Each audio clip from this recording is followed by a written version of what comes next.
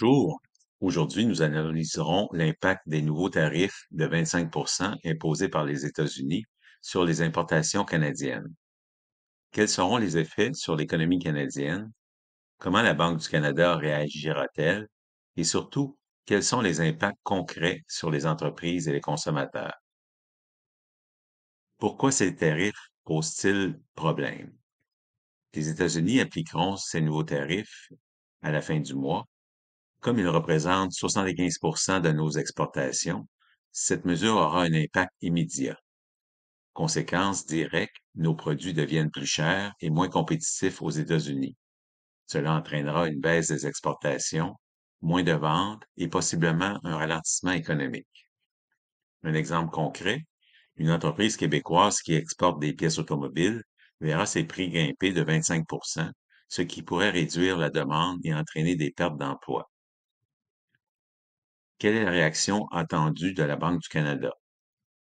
Actuellement, le taux directeur est de 3 Avec ce choc économique, certains experts estiment qu'il pourrait être réduit à 1,5 Pourquoi? Les entreprises pourront emprunter à moindre coût pour maintenir leur activité. Les consommateurs auront accès à des crédits moins chers, stimulant la consommation. Le dollar canadien se dépréciera, ce qui favorisera les exportations vers d'autres marchés. Mais attention, une baisse des taux a aussi ses limites. Elle pourrait provoquer une hausse de l'inflation en rendant les emprunts trop accessibles. Quels seront les effets économiques? Premièrement, un ralentissement économique.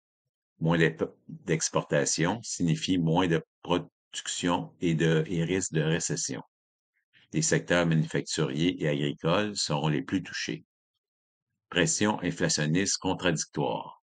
À court terme, les prix des importations vont augmenter à cause du dollar canadien plus faible. À moyen terme, le ralentissement économique risque de freiner l'inflation.